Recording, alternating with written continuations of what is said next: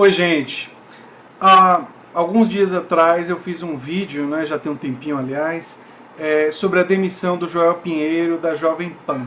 E esse vídeo acabou passando aí de quase 50 mil visualizações e uma coisa aconteceu que muitas pessoas comentaram sobre o fato de eu ter dito que a minha percepção sobre o Joel é que ele é de centro-direita e muitas pessoas comentaram sobre isso. E eu peço a vocês que fizeram esse tipo de comentário que assistam esse vídeo até o fim, porque é um costume muito grande das pessoas de não assistirem os vídeos até o fim, e que eu vou vou aproveitar esse episódio para gerar uma série de esclarecimentos sobre orientação política, as diferentes formas de ser de esquerda, de ser de direita, as diferentes direitas e as diferentes esquerdas, porque não existe apenas uma direita, não existe apenas uma esquerda, e infelizmente, na cultura política brasileira atual, muitas pessoas estão desenvolvendo uma perspectiva sobre o que é ser direita e o que é ser de esquerda, que é monolítica, que ela não vê nuances, não vê os detalhes,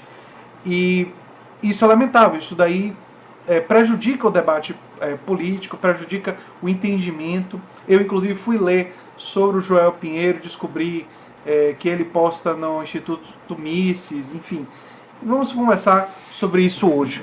Se você chegou agora, o canal é a Nova Máquina do Tempo, eu sou André Teixeira Jacobina, que a gente fala de política, de ciência e de filosofia.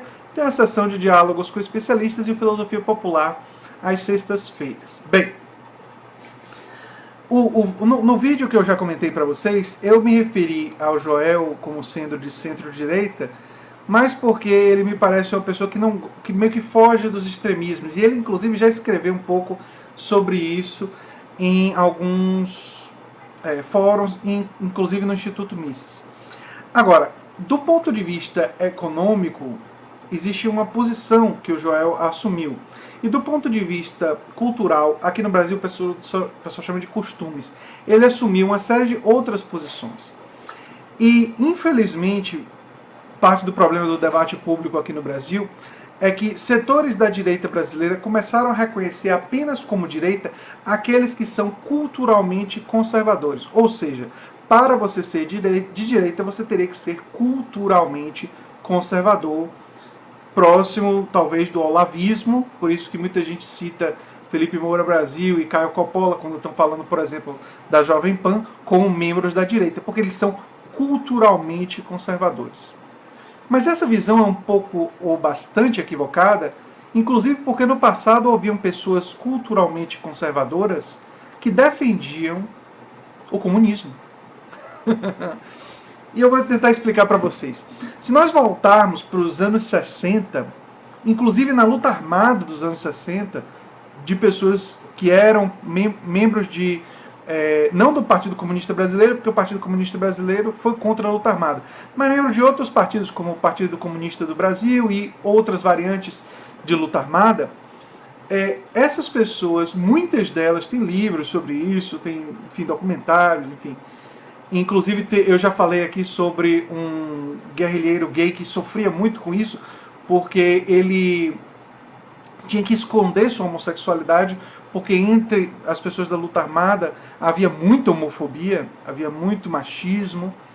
Então, as pessoas eram de esquerda, do ponto de vista econômico, nos anos 60, porque eles defendiam que existia luta de classes, que a única solução era uma sociedade sem classe social. Eles defendiam que toda a propriedade dos meios de produção pertencesse ou à classe trabalhadora, dependendo de algumas interpretações, ou a toda a sociedade, fosse coletivizada, enfim. Então, eram pessoas de esquerda do ponto de vista econômico, mas eram culturalmente bastante conservadores, muitos deles. E isso existia entre a luta armada dos anos 60. Não eram todos, claro que haviam pessoas culturalmente progressistas já nos anos 60, mas a maioria das pessoas em luta armada era culturalmente conservadora, mesmo nos anos 60. E se nós voltarmos para o século XIX, a esquerda do século XIX, nós vamos ver muita gente culturalmente conservadora, e nem por isso eram de direita. Então, ser contra os direitos dos gays, ser machista, basta olhar para o passado, não torna automaticamente a pessoa de direita, nem de esquerda. a questão da esquerda e da direita é muito mais complexa do que isso. Né? Muito mais complexa do que isso. E o exemplo do Joel Pinheiro é interessante, porque o Joel Pinheiro, em economia, ele é bem de direita. Bastante. Não é pouco, não. Ele é um defensor da sociedade de mercado como central, ele é defensor da diminuição da participação do Estado em uma série de setores. Então, em várias questões econômicas, ele considera que a defesa da liberdade econômica é um elemento central da defesa da liberdade. Por exemplo, pessoas como eu entendem que igualdade de oportunidades e liberdade estão indissocialmente associados, ou seja, você não tem como separar liberdade de expressão e a defesa da liberdade da igualdade de oportunidades. Já para Joel, me parece, eu teria que conversar com ele para ter certeza, mas me parece que para ele a defesa da liberdade tem uma centralidade, me parece. Claro que o ideal seria ter um diálogo com ele. Mas eu estou me baseando na leitura que eu fiz de alguns textos dele no Instituto Mises, que é um instituto de extrema-direita do ponto de vista econômico.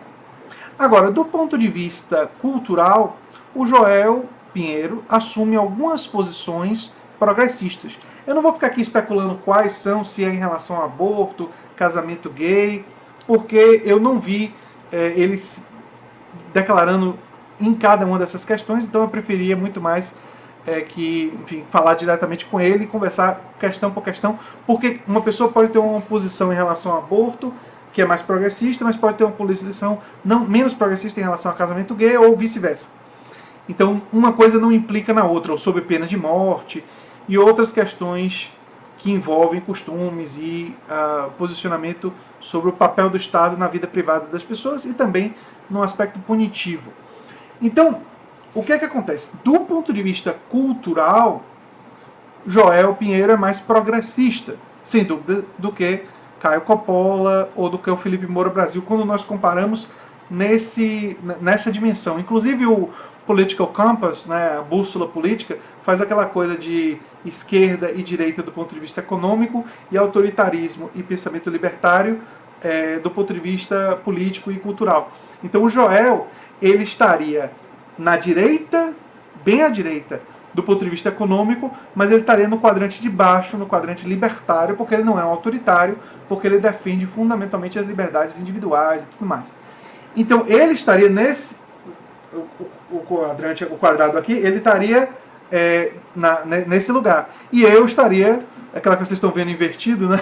Mas eu estaria, e estou, né, no pensamento libertário de esquerda, ou seja, bem à esquerda do ponto de vista econômico e bem libertário, não autoritário, e defensor dessas liberdades individuais e de que as pessoas devem escolher descriminalização das drogas e tudo mais, especialmente da maconha. Mas enfim, percebam que a questão política ela é muito mais complexa, muito mais.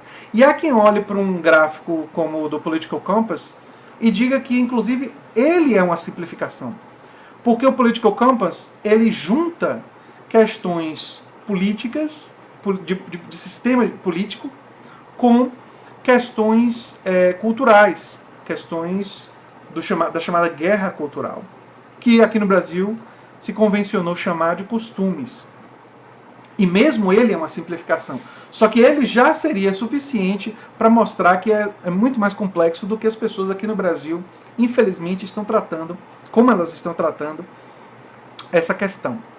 Então, nós podemos dizer claramente que Joel Pinheiro é da direita liberal, é um tipo de direita. Existe também a direita conservadora, outro tipo de direita. A esquerda não tem apenas um tipo. A esquerda tem vários tipos também. No caso da direita, a gente poderia falar em tantas direitas. Por exemplo, além da direita liberal, tem a direita anarcocapitalista, que é uma outra direita. Nós poderíamos falar... Eu tenho vídeos aqui no canal, vou recomendar que vocês assistam, falando de esquerda e de direita, mas são várias direitas. E a esquerda também. Tem a esquerda anarquista, que é contra o Estado e quer diminuir a presença estatal, mas quer ampliar o poder da classe trabalhadora sobre os meios de produção, e é uma esquerda que eu tenho bastante simpatia. Existe a esquerda do socialismo democrático, que é um termo que tem gente que questiona, mas enfim, basicamente é muito semelhante à social-democracia, entende a garantia dos direitos sociais como central para a sua experiência, enfim, para aquilo que eles defendem como modelo de sociedade, não é? Então, existem várias esquerdas. A própria social-democracia, que passou por várias mudanças ao longo do século XX, que é muito semelhante aos partidos socialistas democráticos, eles têm muito em comum, em muitos lugares do mundo foram tratados como sinônimos ao longo do tempo, não é? E você vai até uma esquerda, enfim, da esquerda anarquista até tem a esquerda stalinista, ou a esquerda que defende a ditadura do proletariado aos moldes stalinistas, que é uma esquerda extremamente autoritária. Então você tem um espectro na esquerda, desde a esquerda mais radicalmente democrática até uma esquerda bastante autoritária. Você tem dentro da direita, desde uma direita nacionalista, autoritária, defensora de uma hierarquia muito clara, como foram as direitas de natureza fascista, que defendiam a hierarquização da sociedade e a diferença entre, no caso do nazismo, entre raças, e no caso do fascismo, mais entre povos, como elemento central para a estruturação da sociedade, até uma direita anarcocapitalista que defende a completa ausência do Estado e tudo sendo regulado por contratos entre pessoas. Quer dizer, você tem um espectro ideológico muito vasto e complexo. E quando você olha para seres humanos, indivíduos, muitos deles combinam essas dimensões ideológicas da forma que eles entendem como melhor. Quer dizer, você pode ter pessoas liberais na economia e conservadoras nos costumes, como muitos dos candidatos da última eleição se diziam, né? Foi assim que o Amoedo se disse, foi assim que o Jair Bolsonaro se disse, e outras pessoas. Mas o Jair Bolsonaro, basta olhar para o passado não muito distante, nos anos 2000, Bolsonaro era membro de uma direita nacionalista desenvolvimentista, pelo menos era assim que ele votava. Ele votou no primeiro mandato Lula mais de 80 vezes com o PT. Mais de 80 vezes com o PT. Ele votava com o PT quase sempre, porque naquela época ele interpretava que o PT estava defendendo os interesses nacionais e interpretava que o governo anterior do PSDB era entreguista. Então, entre o entreguismo e o desenvolvimentismo, que era a interpretação do Jair Bolsonaro, ele assumiu a defesa do PT e elogiou Genuíno, enfim.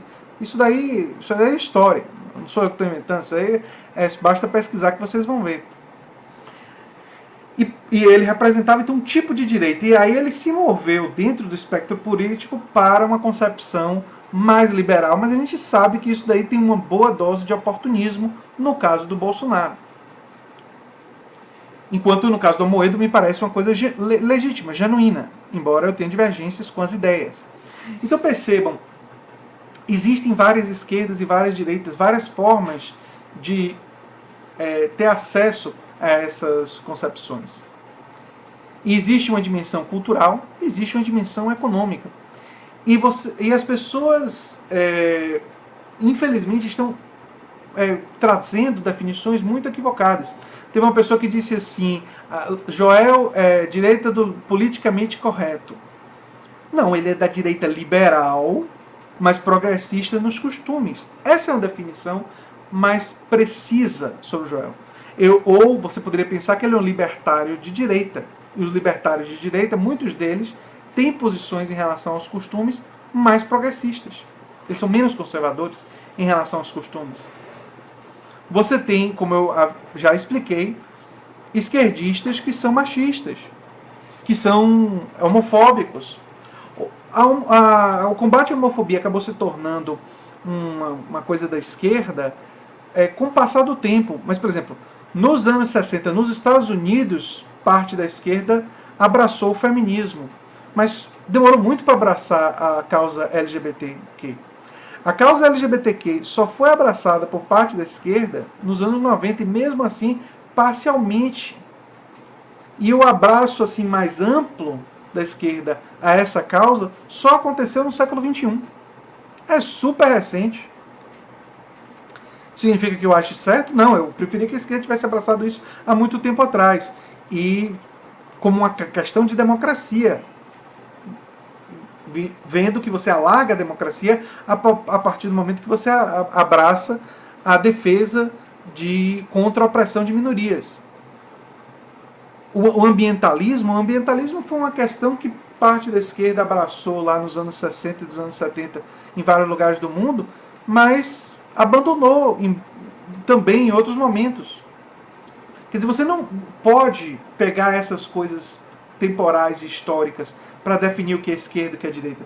E a direita aqui no Brasil está fazendo isso, está pegando o conservadorismo cultural e dizendo só é de direita quem é conservador.